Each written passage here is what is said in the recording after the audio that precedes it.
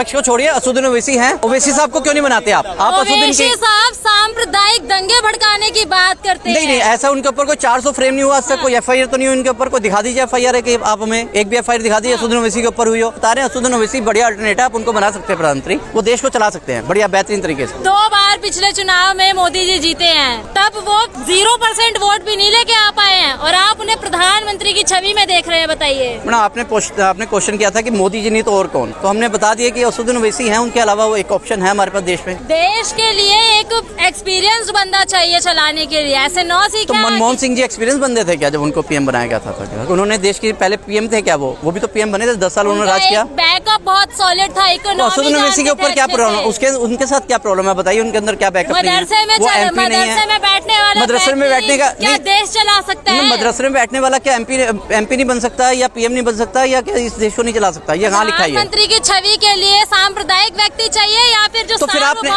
Public ने उनको MP क्यों बनाया, फिर मेंबर ऑफ पार्लियामेंट क्यों बनाया? तो मुस्लिम बहुलों ने उनको MP सेलेक्ट किया। तो मुस्लिम बहुल उनको PM भी बना देंगे, तो इसमें इशू क्या है? के द्वारा चलेगा देश। जब आप कहते हो कि हिंदू धर्म की बात करते हो, सनातन निरपेक्ष है हमारा देश। जब आप भाई साहब ने अभी बोला कि सनातनियों ने उनको PM बना दिया, तो मुसलमानों को PM बना देंगे, इसमें इशू क्या है? इसमें झगड़े वाली बात क्या है? जिसकी वोटिंग पावर ज्यादा होगी वो PM बन जाएगा। मदरसे का वोट नहीं है, देश का वोट है, धर्मनिरपेक्ष वोट है। मैडम, आप अगर बात करते हो PM की, निष्पक्ष PM की, अगर आप उसमें हिंदू वर्ड नहीं लेके आते हो तो हम PM मोदी जी को देखना चाहेंगे, लेकिन आप कहते हो कि हिंदू PM, अगर आप हिंदू करेंगे ओवैसी को, ये बताइए। भाई साहब ने बोला ना कि सनातनी हिंदू जो है वोट डालते हैं PM जी को और वो PM बनते हैं, तो हम कह रहे हैं मुस्लिम भी तो 22% है, वो भी वोट डाल के PM बना सकते हैं असदुद्दीन ओवैसी को, इसमें इशू क्या है? तो मुस्लिमों को यदि ओवैसी साहब को कोई हिंदू वोट देना चाहे, किन मुद्दों पे देगा वोट? इन मुद्दों पे कि जब सब निकल जाएंगे तो हम आएंगे। एक बैरिस्टर आए थे, उनको आपने महात्मा गांधी बना दिया। एक बैरिस्टर आए, उनको आपने बाबा साहब अम्बेडकर साहब को आपने भारत रत्न बना दिया। असदुद्दीन ओवैसी जी, इनको भी आप PM बना दीजिए। बात करें, बैरिस्टर ये भी है, लंदन से इन्होंने भी लॉ की हुई है। फायदा क्या होगा? फायदा देश को अच्छे से चलाएंगे, इनको नॉलेज है, लॉ की नॉलेज है, देश को चलाने की नॉलेज है, MP है। लॉ का व्यक्ति देश चला सकता है। तो मोदी, अगर गांधी जी लॉ के बैरिस्टर थे तो वो अगर राष्ट्रपिता महात्मा गांधी बन सकते हैं, अम्बेडकर साहब अगर लॉ के बैरिस्टर थे, लॉ करके आए थे लंदन से, वो अगर राष्ट्रपिता बन सकते हैं, तो असदुद्दीन ओवैसी प्रधानमंत्री क्यों नहीं बन सकते? महात्मा गांधी और ओवैसी का कोई कंपैरिजन है क्या? कोई कंपैरिजन नहीं है, वो अब इस दुनिया में नहीं है, ये दुनिया में है। महात्मा गांधी महात्मा थे,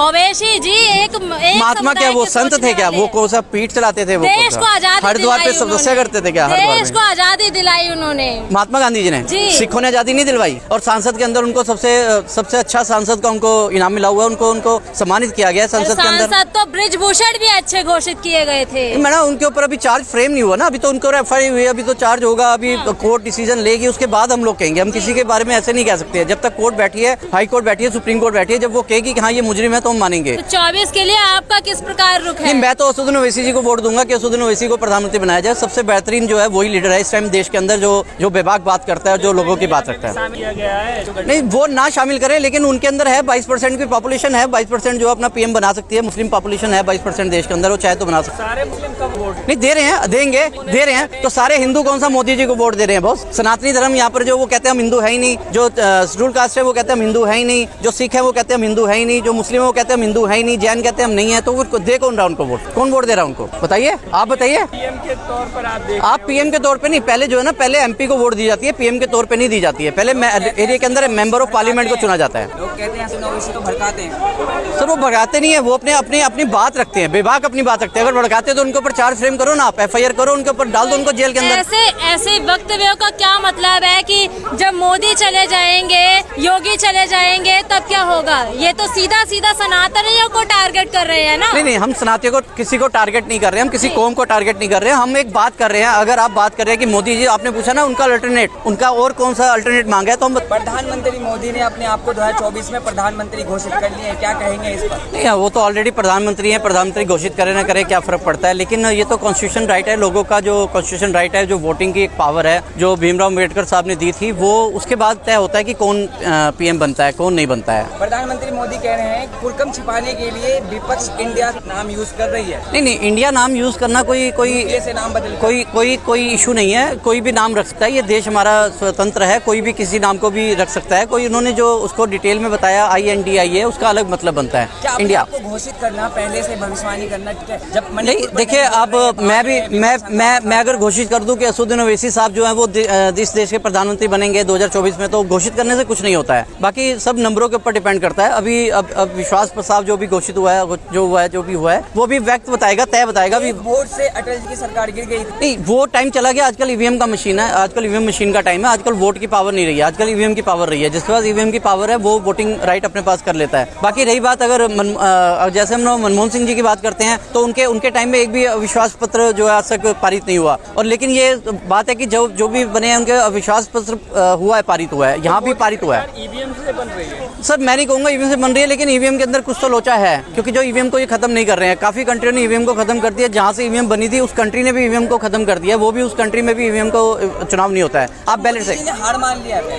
नहीं, हार नहीं बोलेंगे, लेकिन हाँ, अब ये स्वतंत्र है, हमारा भारत है, यहाँ पे स्वतंत्रता है सबको अपनी अभिलाषा प्रकट करने की, अपनी सोच रखने की। अगर वो प्रधानमंत्री बनना चाहते हैं तो अभी भी समय है। कुछ ऐसी नीतियां लाएं जो लोगों के काम की हों, जो लोगों के काम आए। क्योंकि अभी तक जो नीतियां आई थी वो नोटबंदी या फिर जो भी था GST, ये जो भी नीतियां थी आम आदमी के काम की नहीं थी। प्रधानमंत्री मोदी जी ने देश की इकोनॉमी ट्रिलियंस में कर दी है।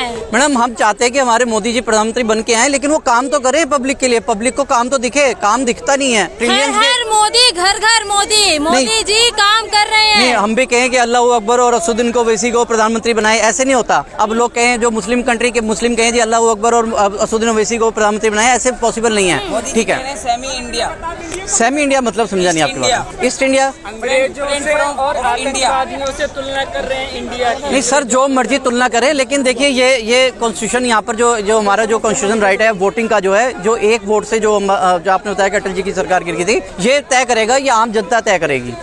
आम जनमानस भी कह रही है इस बार 306 से ज्यादा सीटें जिताएंगे भाजपा को।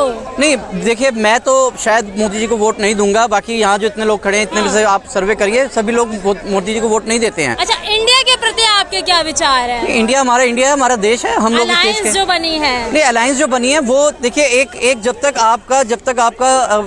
आपका एक प्रतिशोध नहीं होगा, जो आपको चैलेंज नहीं करेगा, तब तक आप काम नहीं कर सकते हैं। ये काम करने के लिए मोदी जी को और हमारी देश के जो प्रधानमंत्री है उनको एक ज्ञापन दिया गया एक तरह से कि आप अभी भी काम करिए, अभी भी आप समय है, अभी भी आप कुछ ऐसी नीतियां लाइए जो आम आदमी के काम की हों। कह रहे हैं कि एनडीए के सामने इंडिया पैर की धूल बराबर भी नहीं मैडम, मैं ये ऐसा कुछ नहीं बोलूंगा पैर की धूल के बराबर है, वो जो उनका काम है वो बोलना। लेकिन मैं फिर इतना ही कहूंगा कि देश के लिए काम कीजिए। निचले स्तर के जो आदमी, जो निचले स्तर का जो आदमी है, किसान है, जो देश का जो देश के अंदर जो लगा हुआ है, जो देश को बनाने में, उनके लिए काम कीजिए। किसानों की आय दुगनी कर चुके हैं मोदी जी। नहीं, किसानों की आय दुगनी नहीं हुई है। अभी भी किसान आंदोलन हुआ था, अभी भी यहाँ पर काफी किसान आए थे। जो यहाँ पर पहलवानों का आंदोलन होता है, किसान आंदोलन वहाँ पर सबसे आगे था। किसानों ने सबसे ज्यादा उनको किया था। किसान अभी सेटिस्फाइड नहीं है, अभी सेटिस्फाइड नहीं। खालिस्तानी का दर्जा दे दिया गया था उस वक्त। वो खालिस्तानी कहें, आप फिलिस्तानी कहें, कुछ भी कहें, उसके कहने से कुछ नहीं होता है। लेकिन मोदी जी ने अच्छे शासक रहे हैं। लेकिन मैं उनसे यही कहना चाहूंगा कि अगर आपको तीसरी बार अगर आपको PM बनना है तो आप अच्छे काम कीजिए, निचले स्तर पे काम कीजिए, आम आदमी के लिए काम कीजिए, ना कि अडानी अंबानी के लिए काम कीजिए।